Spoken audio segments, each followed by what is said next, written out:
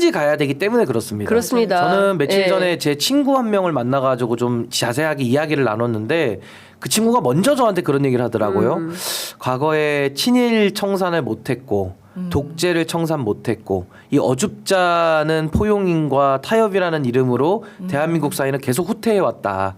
그 제가 아니 옳거니 내가 하고 싶은 말을 왜 하느냐 이러면서 굉장히 마음을 좀 나눴던 기억이 좀 나서 어쨌든 이번에 기회가 또 왔으니 저는 국민적 에너지를 하나로 모아서 이 내란을 정리한다라는 건 이견이 있을 수가 없는 거예요. 그러니까요. 그래서 저는 끝까지 가기 위해서라도 더 웃으면서 네. 좀 여유 있게 갔으면 좋겠습니다. 네, 그렇습니다. 그 주말에 저희도 이제 집회에 나가 보면 거의 축제 분위기예요. 그러니까 뭐 브라질 타악기 막 이런 거에 맞춰가지고 응원봉 막 흔들면서 춤추시고 이런 분들이 그러니까 행진 정치 구호를 외치는 행진인데 흡사 축제 같은 분위기다. 그래서 굉장히 경쾌하고 흥겹게 행진하시면서 봄 여름 봄밤이라고 해야 되나 봄밤. 근데 좀 오늘 추워진 것 같아요. 오늘 다시 추워져서 좀 그런데 주말에는 그래도 바람이 불긴 했어도 좀 걷고 하는데 큰 지장은 없는 그런 날씨였던 것 같습니다. 그 혹시 두 분도 집회에 좀 나가셨습니까? 저는 나가진 못했고 아이가 집에 있고 뭐 이래서 그런데 거기 가셨던 분들 얘기 네. 듣고 이러는데 이제 말씀 주신 대로 이제 행진을 하는데 줄이 끊임이 없었다라고 맞아요. 얘기를 해줘서 예. 제가 너무 응원이 되고 마음이 네. 정말 좀 이렇게 그 뭉치는 느낌? 그러니까 너무 몸도 아프고 머리도 아프고 이렇게 좀 힘들더라고요. 이게 네, 그냥 네. 직격탄을 맞는 느낌이에요. 구속 취소 이후엔 더 그런데 아 그래 이렇게 힘을 우리가 모아나가자. 그래서 저도 아 정말 이제 아이랑 같이 아이가 그렇게 물어서 제가 마음이 아팠거든요. 아이가 뉴스를 저희가 집에서 거의 틀어놓고 있다 네, 보니까 네, 네. 저학년인데도 예. 엄마 지금 윤석열 대통령이 지금 이게 제대로 안 돼서 힘들어요? 이렇게 묻는 거예요. 네.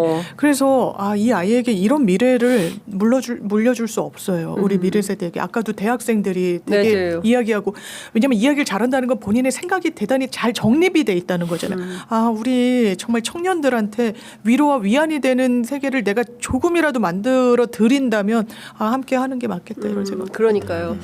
그 사실 그 우리가 이제 내란이 터졌기 때문에 내란에 집중을 하고 있지만 윤석열 정권 2년 6개월, 2년 7개월, 8개월인가요? 정리를 좀 해보면 네. 시작부터 너무 이해가 안 됐어요. 그러니까 느닷없이 청와대는 왜 안 들어가겠다고 해서 용산에서 대통령실 이전하겠다고 하면서 목리를 부렸지 않습니까? 뭐 텐트를 치고 자는 한이 있어도 청와대로는 안 간다. 알고 봤더니 그게 다 무속 때문이었던 거고, 네. 뭐 이런 게 다 확인이 좀 되는 과정이었고, 그리고 뭐 명품백 사건 등등 이렇게 보면 도무지 이거는 납득할 수 없는 일들의 그야말로 그냥 릴레이적 상황이었다. 총집합. 예, 총집합이다.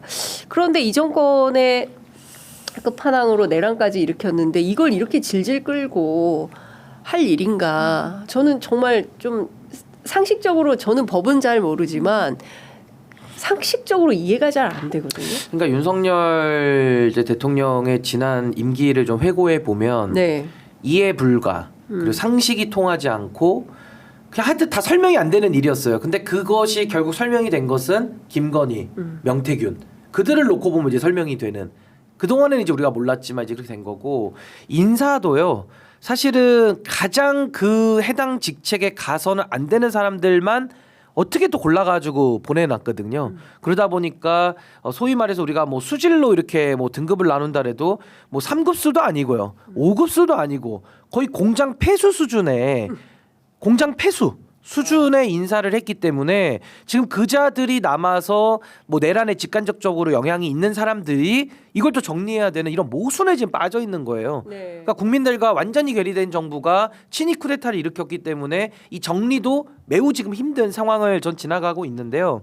근데 그들이 모르는 게 뭐냐면은 이 일을 시작한 그 에너지가 결국 국민들이고 국민들이라고 하면 이 나라의 주인들이고 이 나라의 주인들이 지난 2년 8개월이 넘는 시간 동안에 한마디 지적한 게 아니거든요. 수만 마디 수억 마디를 얘기를 해서 여기까지 온 겁니다. 네. 그래서 저는 이 흐름을 돌이킬 수 있는 주체는 없다. 그래서 아무리 그런 공장 폐수 같은 인사들이 안에 처박혀 있다고 하더라도 저는 언젠가 다 정화된다. 그래서 저는 이 시대적 흐름 그리고 국민 주권의 회복 그리고 정치의 변화로까지 이게 이어질 수 있는 이 거대한 역사적 맥락에서 우리가 본다라면은 저는 윤석열 정부가 들어와서 검찰의 민낯 다 보여줬고요. 언론의 민낯 다 보여줬습니다. 그리고 이번에 지기현 부장판사를 통해서는 사법부의 민낯의 일부까지도 다 보여줬거든요. 저는 그런 면에서는 우리 앞으로 사회가 어디를 기득권으로 원점 타격해서 어디를 바꿔내야 되는지를 아주 명확하게 설명을 잘해줬기 때문에 저는 그런 면에서는 또 우리가 다 잃은 것만 있는 건 아니다. 예. 전 그렇게 봅니다.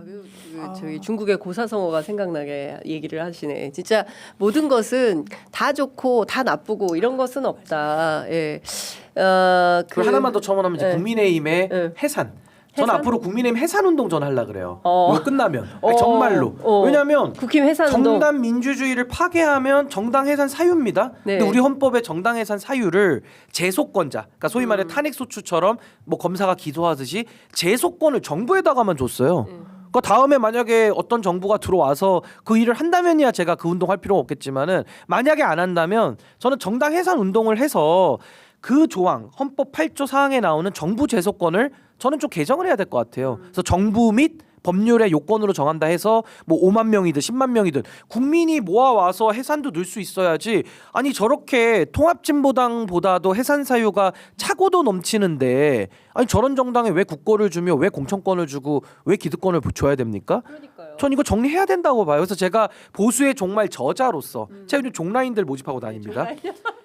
종라인이 막 많아가지고 제가 종라인인데 종라인. 보수의 예. 종말 라인입니다. 예, 예. 여기 해산 운동 붙어야죠. 네. 종라인이 정리할 겁니다. 저는 끝까지 정리합니다. 신인규 종라인, 신인규와 종라인. 정당 해산. 딱 민감합니다, 떨어지네. 제가. 예, 민감합니다. 진짜 말씀 주신 대로 그 국민이 주인이고 국민 주권주의에 따라서 저런 정당 필요 없다라고 판단하면 얼마든지 결정할 수 있어야 되는데 그거는 또 정부만 할 수 있도록 되어 있으니까. 아니 그리고 더 짜증 나는 게 보수가 아닌데 자꾸 보수라고 우기면서 요즘에는 저 같은 사람도 또 이제 보수 아니라는 식으로 예. 또 이제 얘기를 합니다. 그러니까 소위 말해서 신인규 변호사도 좌파래요. 아니 이제 저는 이제 좌파뿐만 아니라 뭐 이재명 대표한테 줄 섰다 뭐 이런 식의 비난을 또 가해요. 그러니까 네. 저는 이제 그런 뭐 수준 안 되는 비난은 제가 뭐 답하고 싶지도 않고 보수가 뭐냐 물어봐야 됩니다. 그 중도 전 이재명 대표가 중도 보수론을 불지폈잖아요. 전 매우 바람직하다고 봐요. 도대체 보수가 뭐냐? 이 나라에 어떤 체제를 유지하면 그 우리나라 체제가 뭐길래 그 체제를 유지하느냐? 아니 공부를 해야 될 거 아닙니까? 근데 지금 국민의힘에서는 내란을 옹호하고 내란 세력의 선동을 지금 하고 있으면서도 본인들이 마치 보수 정당이라는 식으로 얘기를 하고 있기 때문에 이 모순과 괴리는 반드시 전 정리를 해야 된다. 전